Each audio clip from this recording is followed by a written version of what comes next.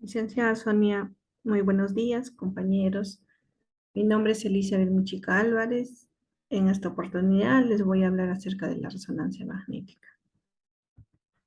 Resonancia magnética es un método no invasivo de diagnóstico por imágenes que, a diferencia de la radiología y la tomografía computarizada, utilizan radiaciones ionizantes. La resonancia magnética utiliza un campo magnético y pulsos de radiofrecuencia. Método de diagnóstico de alta complejidad. No usa radiaciones ionizantes, usa campos magnéticos externo y ondas de radiofrecuencia. Posee precisión para caracterizar tejidos, detectar hallazgos patológicos. Una exploración de resonancia magnética no causa dolor, pero sí diferentes tipos de ruidos que pueden resultar molestos, por lo cual se solicitan protectores auditivos. Algunas personas pueden volverse ansiosas dentro del escáner, realizando pequeños movimientos. El movimiento excesivo puede ocasionar imágenes borrosas en el estudio. Aquí observamos dos imágenes, la emisión del pulso y excitación. Es cuando están rodeados por el fuerte campo magnético de un dispositivo de radiofrecuencia magnética. Los ejes magnéticos se alinean a lo largo. Recepción de la señal, relajación. Emplea imanes poderosos que pueden ser potentes en el campo magnético que obligan los protones y el cuerpo a alinearse.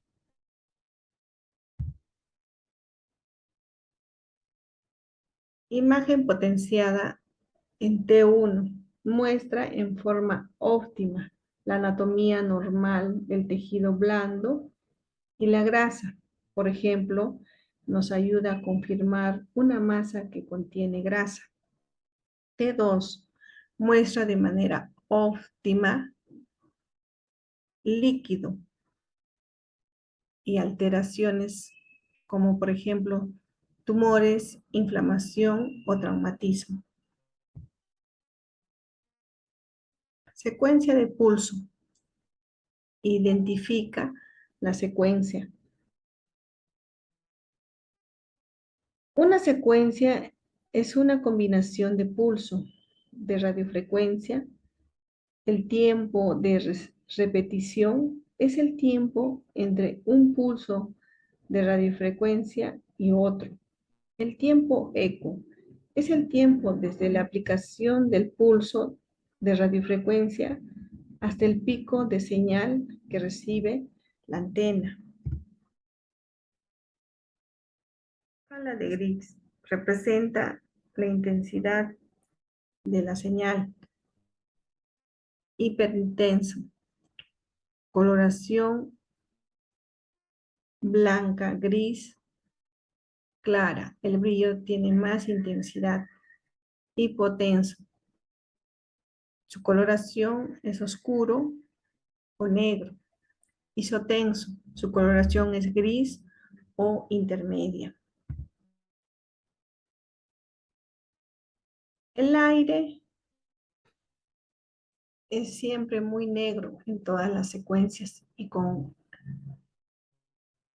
alquiler potenciación. La densidad protónica de los gases es tan baja que da igual la potenciación, casi no hay protones para devolver señal. Hueso cortical.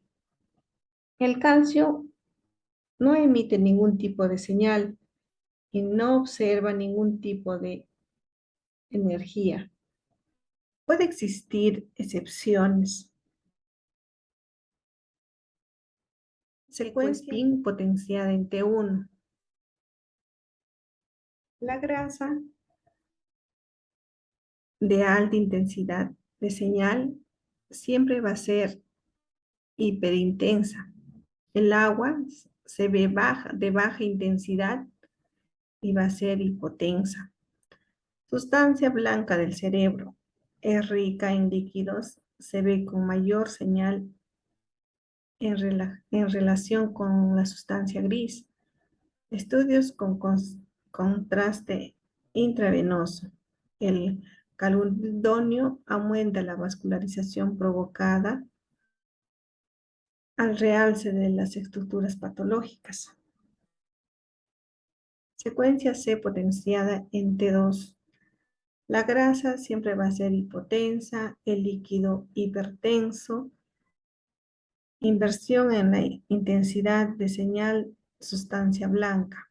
Acá observamos de menor intensidad de señal con respecto a la sustancia gris. Identifica la secuencia T2. Acá observamos una imagen, la grasa es hipotensa, el líquido es hipertenso. Es útil en la identificación de lesiones patológicas que muestran un aumento en el contenido de agua.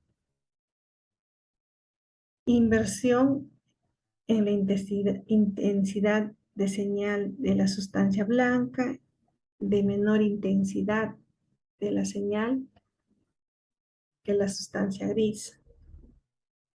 Secuencia de potenciada en densidad de protones. Los líquidos producen una señal intermedia. Hay una pobre diferenciación entre sustancia blanca y sustancia gris. Actualmente se usa en el examen del sistema musculoesquelético, aplicando pulsos para la saturación de la señal de la grasa. Identifica la secuencia de densidad protónica. Los líquidos producen una señal intermedia, hay una pobre diferenciación entre sustancia blanca y sustancia gris. Se usa para caracterizar lesiones de la sustancia blanca. Secuencia de inversión-recuperación. Esta sustancia potenciada en T2 nos proporciona una imagen con pobre contraste entre la sustancia blanca y la sustancia gris, con el líquido cefalorraquídeo muy oscuro. FLAIR. Alteraciones patológicas con aumento en su contenido de agua o edema. Se observan hiperintensas. Se elimina o atenúa la señal de estructuras con alto contenido de agua. Evaluarse comparativamente con las imágenes obtenidas en secuencia T2 para establecer el diagnóstico diferencial. Identifica la secuencia FLAIR. Se elimina la señal de estructuras con alto contenido de agua, como el líquido cefalorraquídeo. Imagen con pobre contraste en la sustancia blanca y gris con líquido cefalorraquídeo muy oscuro. Las imágenes se potencian en T2. Diagnóstico diferencial entre lesiones de la sustancia blanca y las de contenido líquido. Secuencia con gradiente eco. Es útil en la detección de hemorragias. La información que se obtiene es potenciada en T2 y susceptibilidad magnética. En la evaluación de transformación hemorrágicas de las lesiones. Identifica la secuencia T2. Las imágenes se potencian en T2 o susceptibilidad magnética, muy sensibles a las heterogeneidades del campo magnético causadas por los productos de degradación de la hemoglobina. Es útil en la detección de hemorragias y en la evaluación de la transformación hemorrágica de las lesiones. ¿Cómo identificar las imágenes por resonancia magnética? Identificamos cerebro, cuello, tórax, abdomen, pelvis, hombro, codo, muñecas, mano, cadera y rodilla.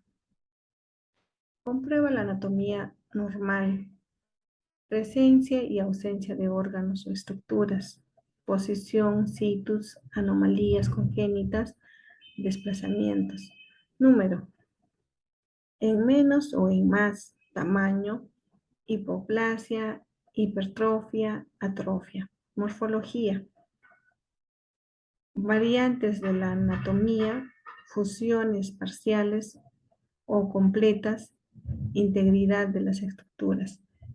Estructura interna y señal.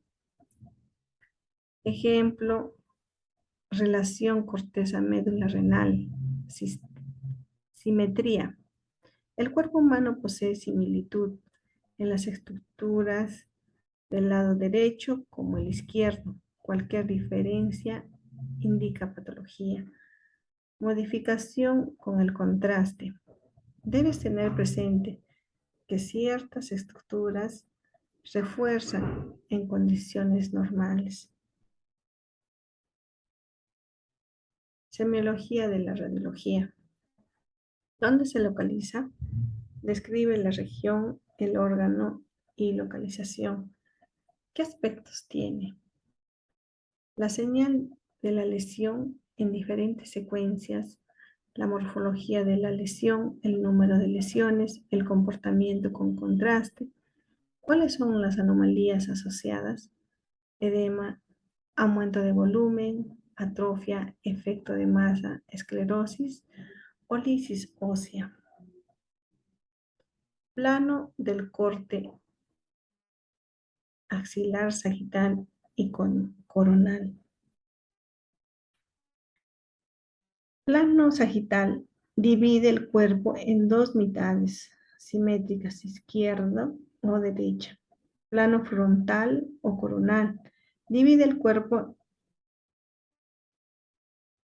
en una parte anterior o ventral o otra posterior. Plano transversal divide el cuerpo en una parte superior o craneal y otra inferior. A continuación les voy a presentar las resonancias magnéticas más comunes en el servicio de emergencia.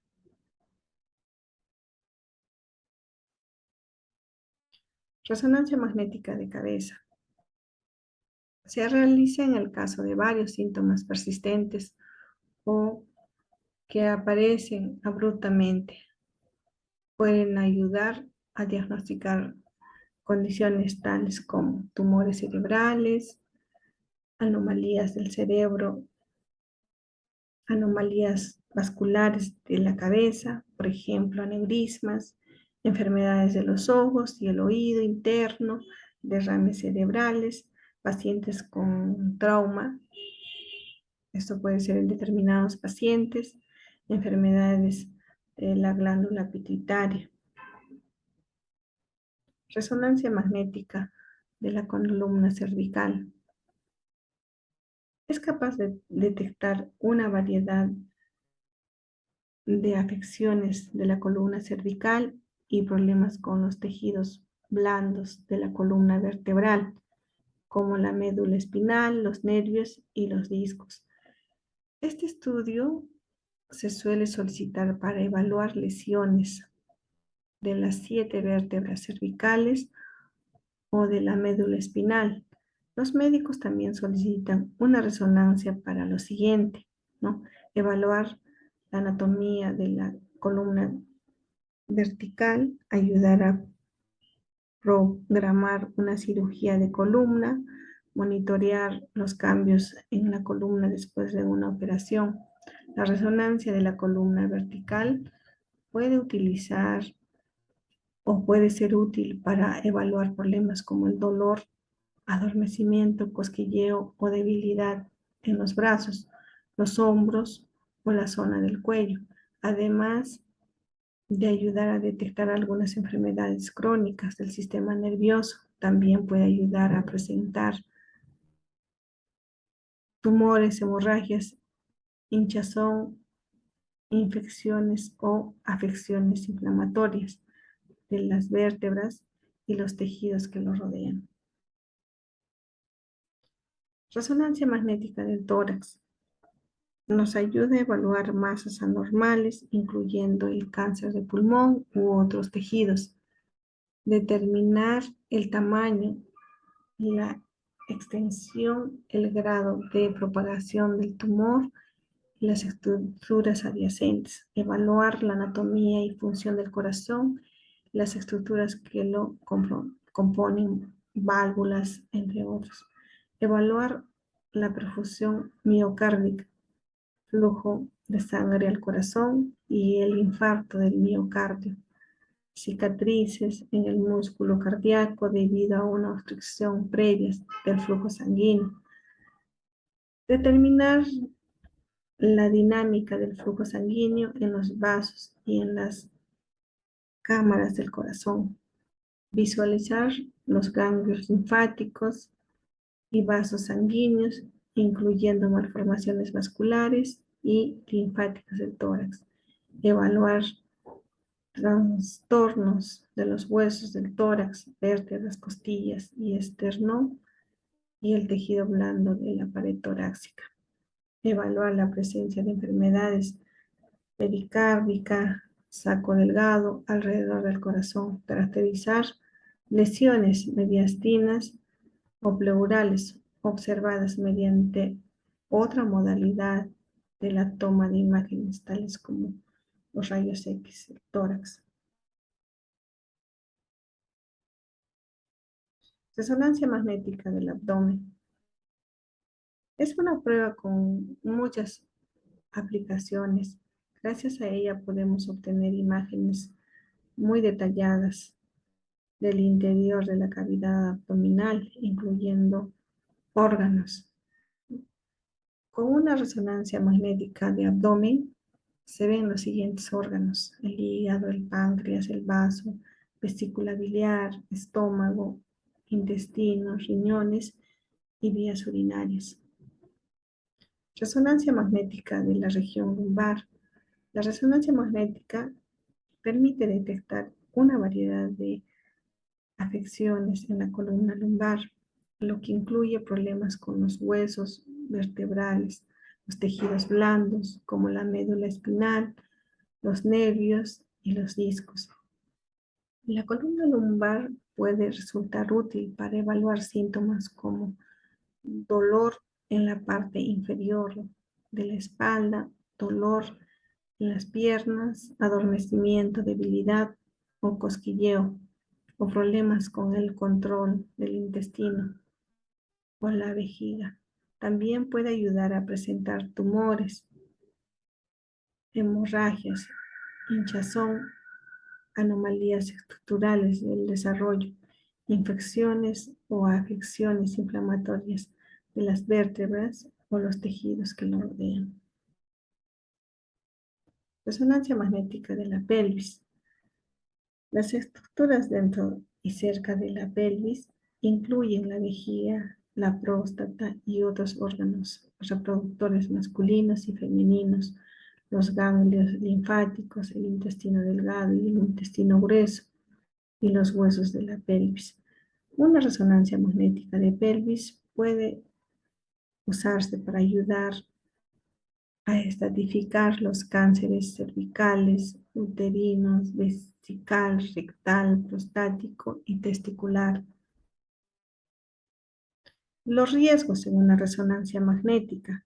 Los objetos metálicos pueden distorsionar la imagen por una resonancia magnética. Las prótesis metálicas, articulares, válvulas artificiales, un desfibrilador cardioversor implantable, estimuladores nerviosos implantables, marcapasos, clips metálicos, alfileres metálicos, tornillos, placas, una bala una esquirla o cualquier tipo de fragmentos metálicos. Preparación del paciente en una resonancia magnética, retirar joyas, horquillas de cabello, anteojos, relojes, pelucas, dentaduras postizas, audífonos, sostenes con auros, cosméticos que tengan partículas de metal. Durante la prueba, la parte interna del imán produce golpeteos repetitivos, ruidos y otros sonidos. A veces se inyecta un material de contraste, generalmente a través de una vía endovenosa. El paciente debe permanecer quieto durante 15 a 30 minutos. Recordar al paciente que use tapones en los oídos o música para bloquear los ruidos. Después de la prueba, si el paciente no ha sido sedado, puede reanudar sus actividades normalmente. Cuidados de enfermería. Adquirir previamente conocimientos sobre la ubicación de la sala, retirar prótesis dentales removibles. Se solicita no comer ni beber nada durante un periodo de 4 a 6 horas antes del examen. Retirar prendedores, los ganchos para el cabello, explicar sobre los espacios cerrados, ¿no? Explicar al paciente que el equipo para la resonancia magnética contiene imanes potentes. Aporte científico. Universidad de Nueva York desarrolló la técnica para generar las primeras imágenes en resonancia magnética en 2 y 3 dimensiones, utilizando gradientes, y publicó la primera imagen real de resonancia magnética en 1973. Sumado a la misma línea de investigación, Peter Masfield, un físico de la Universidad de Nottingham, en Inglaterra, extendió el uso de los gradientes mediante un método matemático que permitía acelerar el tiempo de captura de imágenes de horas a tan solo segundos y producirlas con mejor definición. A continuación les voy a presentar un video donde nos aconseja antes de una resonancia magnética. El día de hoy me encuentro aquí en esta máquina, ¿verdad? La cual se llama resonancia magnética. Vamos a hablar acerca de algunas recomendaciones y puntos importantes que usted como paciente debe saber antes de venir a realizarse un examen de estos. La resonancia magnética, a diferencia de la tomografía, es un tipo de procedimientos en radiología que no utiliza radiaciones ionizantes para poder adquirir las imágenes. Este estudio se lleva a cabo mediante la utilización de el magnetismo junto con otra serie de factores como por ejemplo pulsos de radiofrecuencia, antenas especiales para cada parte del cuerpo, algoritmos, gradientes y muchos otros factores que ayudan a adquirir la imagen, reconstruirla para procesarla en un monitor, el cual sirve para poder visualizarla al final. Debemos saber también que la resonancia magnética no es mejor o peor que otro tipo de procedimientos de imágenes, sino que el médico o especialista deberá ser quien determine qué examen es el que usted realmente necesita según su condición. Para este tipo de exámenes es importante que usted conozca y que no se sorprenda, ya que cuando llegue al departamento de radiología, el área de resonancia, el técnico a cargo le presentará una hoja como esta en la cual le solicitará una serie de datos que son muy importantes antes de proceder a realizar el procedimiento. Datos como por ejemplo cirugías previas, si usted tiene algún implante de metal dentro de su cuerpo, si tiene marcapasos, stent cardíacos o algún tipo de material de osteosíntesis en su interior. Esto nos ayuda ya que de esta forma vamos a saber cómo realizar el estudio de una mejor manera y además saber si se puede realizar o no, ya que este equipo lo que tiene en su interior es un enorme campo magnético y todos los metales que aquí ingresen, pues el campo magnético los va a tratar de atraer. Por lo tanto, puede provocar un daño que en ocasiones puede ser fatal si la información que usted nos brinda no es la correcta. Pero esto no significa que si usted tiene algún implante dentro de su cuerpo, no puede realizarse una resonancia magnética. Lo que necesitamos saber es el tipo de material que usted tiene en dicho implante. Por ejemplo, los frenillos son elaborados de un material que es totalmente compatible con el equipo. Si usted tiene frenillos, puede hacerse una resonancia, con el inconveniente de que si se trata de una resonancia de cerebro, por ejemplo, los frenillos suelen generar un artefacto en la imagen que produce que la lectura del estudio no sea la más adecuada. Si usted se va a hacer una resonancia de columna y tiene un implante, por ejemplo, en las piernas, un clavo, no hay ningún problema. Es un material compatible con el equipo. Sin embargo, debe saber de que esto generalmente suele provocar alguna pequeña molestia en la zona donde tiene el implante, genera algo de calor, un poquito de incomodidad, pero todo esto usted lo puede estar comunicando al personal durante se está haciendo el procedimiento. Así que los implantes no quiere decir de que no se puede realizar un estudio, simplemente hay que comunicar el material del que está hecho. En el área de resonancia magnética de nuestro departamento contamos con diferentes antenas que nos sirven para poder adquirir imágenes de cualquier parte del cuerpo, desde la cabeza, la columna, el cuello, los hombros, articulaciones como la rodilla también, el abdomen y muchos otros más. Algunas recomendaciones que podemos ofrecer a la hora de venir a realizarse una resonancia magnética es evitar traer joyería, evitar anillos, relojes, aritos, cadenas, entre otras cosas, ¿verdad? En el caso de las mujeres es importante también que traten de venir con indumentaria que no traiga metales. Por ejemplo, el brasier que no traiga sus copas, sus aros metálicos, sus ganchos o broches de metal, pudiendo optar a utilizar un top. Por ejemplo, también en el caso de los caballeros, evitar utilizar pantalones con broches, con zipper de metal también, pudiendo también optar por el uso de buzos y siempre evitar traer cosas en las bolsas, como por ejemplo billeteras, ya que las tarjetas de débito o de crédito se dañan en el campo magnético del equipo.